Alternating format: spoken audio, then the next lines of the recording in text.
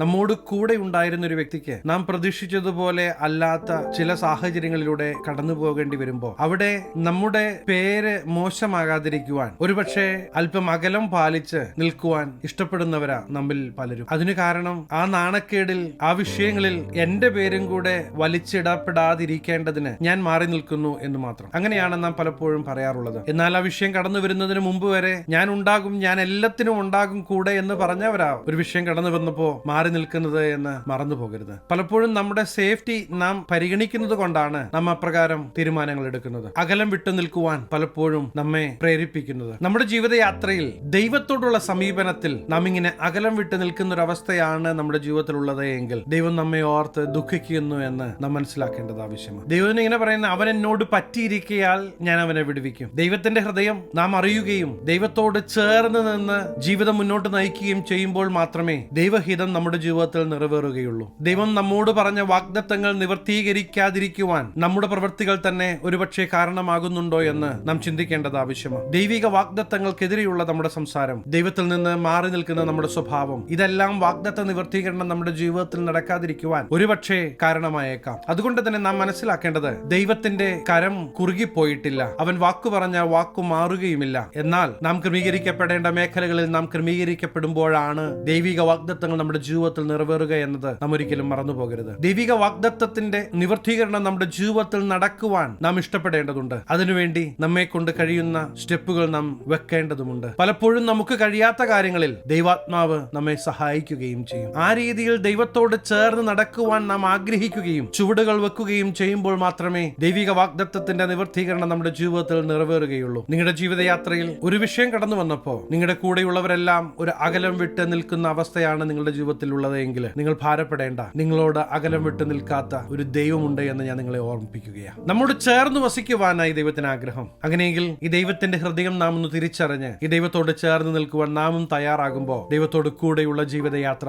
ധന്യമാകും. അതൊരു അനുഗ്രഹമാകും. നാം പലപ്പോഴും അടുത്ത് നിൽക്കുവാൻ ആഗ്രഹിക്കുന്നത് രണ്ട് മനസ്സുകൾക്ക് ഒരേ ഇഷ്ടവും താല്പര്യവും ഉണ്ടാകുമ്പോഴാണ്. ദൈവത്തോടുള്ള സ്നേഹം കുറഞ്ഞു പോകുന്നത് കൊണ്ടാണോ നാം ഈ ദൈവത്തിൽ നിന്ന് അകന്നു പോകുന്നത് എന്ന് നാം നമ്മോട് തന്നെ ഒന്ന് ചോദിക്കേണ്ടത് ആവശ്യമാണ്. പലപ്പോഴും മുമ്പിൽ കടന്നു വരുന്ന വിഷയങ്ങളാ നമുക്ക് ഏറ്റവും വലുത്. എന്നാൽ ഇന്ന് ഞാൻ നിങ്ങളെ ഓർമ്മിപ്പിക്കാൻ ആഗ്രഹിക്കുന്നത്, അസാധ്യമായ പല വിഷയങ്ങളും മുന്നിൽ കടന്നു വരുമ്പോൾ അതിന്റെ നടുവിലെല്ലാം പ്രവർത്തിക്കുവാൻ കഴിയുന്ന ഒരു ജീവിക്കുന്ന ദൈവമുണ്ട് എന്ന് നാം ഒരിക്കലും മറന്നു പോകരുത്. ജീവിതയാത്രയിൽ കരം പിടിച്ചു വഴി നടത്തുവാൻ ഈ ദൈവം ശക്തനാണ് എന്ന് നാം വീണ്ടും വീണ്ടും ഉറക്കേണ്ടത് ആവശ്യമാണ്. വാക്കു പറഞ്ഞവർ വാക്കു മാറുമ്പോഴും ഈ ദൈവം കൈവിടുകയില്ല എന്ന് മറന്നു പോകരുത്. അതെ, ഏത് സാഹചര്യങ്ങളുടെ നടുവിലും കരം പിടിച്ചു വഴി നടത്തുവാൻ ശക്തനായ ഈ ദൈവത്തിന്റെ സാന്നിധ്യം നാം തിരിച്ചറിയേണ്ടത് ആവശ്യമാണ്. ഇന്ന് നിങ്ങളുടെ മുമ്പാകെ നിങ്ങൾ അസാധ്യമെന്ന് വിചാരിക്കുന്ന സകലത്തിനും ഈ ദൈവത്തിന് മുമ്പാകെ കടന്നു വരുമ്പോൾ ഒരു സൊല്യൂഷൻ ഉണ്ട് എന്ന് മറന്നു പോകരുത്. ഒരിക്കലും നിങ്ങൾ നശിച്ചു കാണുവാൻ, നിങ്ങൾ നിന്നാപാത്രമായി തീരുവാൻ ഈ ദൈവം ആഗ്രഹിക്കുന്നില്ല എന്ന് മറന്നു പോകല്ലേ. പലപ്പോഴും ആദ്യ സ്നേഹം നഷ്ടപ്പെടുമ്പോഴാണ് നാം അകലം പാലിക്കുന്നത്.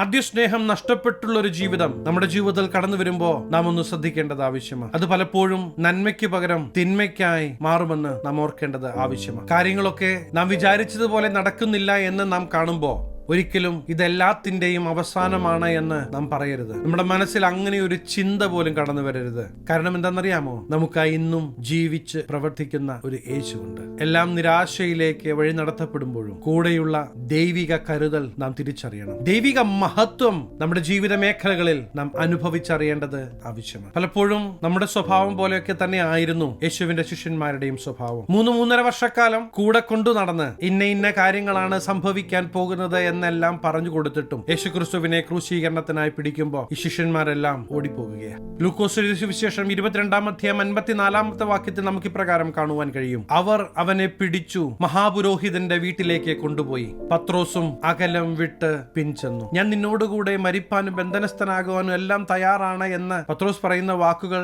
തൊട്ടുമുകളിലെ ചില വാക്യങ്ങൾ നമുക്ക് കാണുവാൻ കഴിയും. എന്നാൽ യഥാർത്ഥത്തിൽ വിഷയം കടന്നു വരുമ്പോൾ ഒരു അകലം വിട്ട് പത്രോസ് നിൽക്കുകയാണ്. ഇങ്ങനെ ഭയപ്പെട്ട് അകലം വിട്ട് പത്രോസ് നിൽക്കുന്നത് നമുക്കിവിടെ കാണാമെങ്കിലും യേശുക്രിസ്തുവിന്റെ വാഗ്ദത്ത വിഷയമായ പരിശുദ്ധാത്മാവിനെ പ്രാപിച്ച ശേഷം ഈ ശിഷ്യന്മാരിൽ നിന്നെല്ലാം അവരുടെ ഭയം മാറിപ്പോയി. സ്വന്തം ജീവനെ പരിഗണിക്കാതെ തങ്ങൾക്ക് വേണ്ടി യാഗമായി തീർന്ന യേശുക്രിസ്തുവിനെ ശക്തിയോടെ ദേശങ്ങളിൽ, രാജ്യങ്ങളിൽ അവർ പ്രസംഗിച്ചു.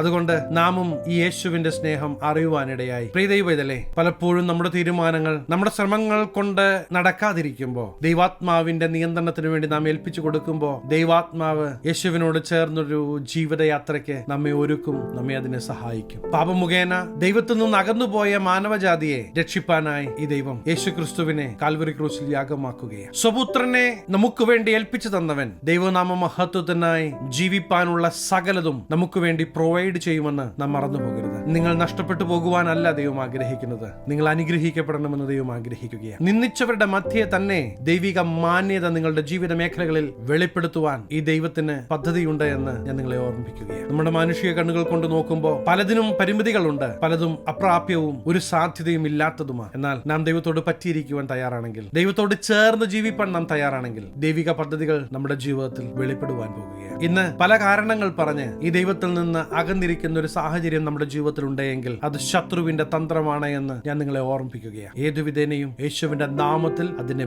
ബ്രേക്ക് ചെയ്യണം, യേശുവിനോട് പറ്റിയിരിക്കണം. അതാ ദൈവം നമ്മിൽ നിന്ന് ആഗ്രഹിക്കുന്നത്. സാഹചര്യങ്ങളൊന്നും യേശുവിന്റെ സ്നേഹത്തിൽ നിന്ന് നമ്മെ അകറ്റരുത്. ഏത് സാഹചര്യങ്ങളുടെ നടുവിലും ഒരു വിജയകരമായ ജീവിതം നയിക്കുവാൻ ഈ ദൈവം നമ്മെ സഹായിക്കുമെന്ന് നാം ഓർക്കേണ്ടത് ആവശ്യമാണ്. പലപ്പോഴും ഈ ദൈവത്തിന്റെ അടുക്കൽ നിന്ന് നാം ഒത്തിരി അകലെയാണ്. അതിന് പല കാരണങ്ങളും നാം കണ്ടെത്താറുണ്ട്, പല കാരണങ്ങളും നാം നമ്മോട് തന്നെ പറഞ്ഞ് ആശ്വസിപ്പിക്കാറുണ്ട്. എന്നാൽ യഥാർത്ഥമായി നമുക്ക് മാറ്റിവെക്കാൻ പറ്റുന്ന കാര്യങ്ങൾ മാറ്റിവെച്ച് ദൈവത്തോട് ചേർന്നിരിക്കുവാൻ കിട്ടുന്ന സമയങ്ങളൊന്നും പാഴാക്കരുത് എന്ന് ഞാൻ നിങ്ങളെ ഓർമ്മിപ്പിക്കുകയാണ്. നാം നമ്മുടെ കണ്ണുകൊണ്ട് നോക്കുമ്പോൾ പലതിനും ഒരു സൊല്യൂഷനും ഉണ്ടാകുകയല്ല. എന്നാൽ ദൈവത്തിന്റെ അടുക്കിലേക്ക് നാം കടന്നു വരുമ്പോൾ പലതിനും ഒരു ദൈവിക നീക്കുപോക്ക് ദൈവം കൽപ്പിച്ചാക്കുമെന്ന് ഞാൻ നിങ്ങളെ ഓർമ്മിപ്പിക്കുകയാണ്. അതെ, ഞാനത് അനുഭവിച്ചറിയുന്നത് കൊണ്ടാണ് ഇത്ര ധൈര്യമായി ഞാൻ നിങ്ങളെ ഓർമ്മിപ്പിക്കുന്നത്. അകലം വിട്ടു നിൽക്കുന്ന ഒരു അവസ്ഥയ്ക്ക് ഒരു മാറ്റം വരണം, ദൈവത്തോട് ചേർന്ന് വരണം. ദൈവത്തിന്റെ ഹൃദയത്തിലെ ആഗ്രഹങ്ങൾ, ദൈവവചനത്തിലൂടെ ദൈവം നമ്മോട് സംസാരിക്കുന്ന ഭാഗങ്ങൾ, അതിന്റെ മുമ്പാകെ നാം നമ്മെ തന്നെ ഏൽപ്പിച്ചു കൊടുക്കും. ഈ ദൈവത്തിന്റെ അടുക്കിലേക്ക് അടുത്ത് വരുമ്പോൾ നമുക്ക് മറച്ചു വെക്കാൻ ഒന്നുമില്ല. നമ്മുടെ ഹൃദയം തുറന്ന് നമ്മുടെ വിഷയങ്ങളെല്ലാം ഈ ദൈവത്തോടൊന്ന് പറയണം. പലപ്പോഴും നമ്മുടെ വിഷയങ്ങൾ കേൾക്കാൻ പലർക്കും സമയമില്ല എങ്കിലും ഈ ദൈവത്തിന്റെ മുമ്പാകെ നമ്മുടെ വിഷയങ്ങൾ ഇറക്കി വെക്കുമ്പോൾ ഈ ദൈവിക കരുതൽ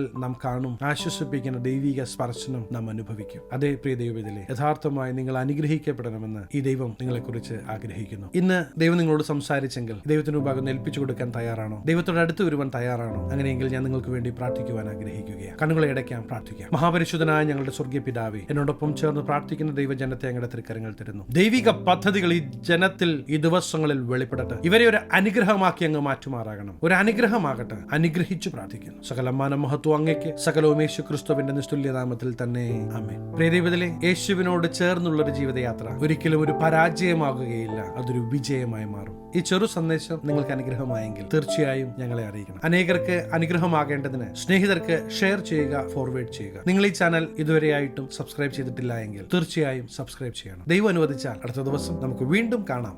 സ്റ്റേ ബ്ലെസ്ഡ്. ദൈവം അനുവദിച്ചാൽ അടുത്ത ദിവസം നമുക്ക് വീണ്ടും കാണാം. സ്റ്റേ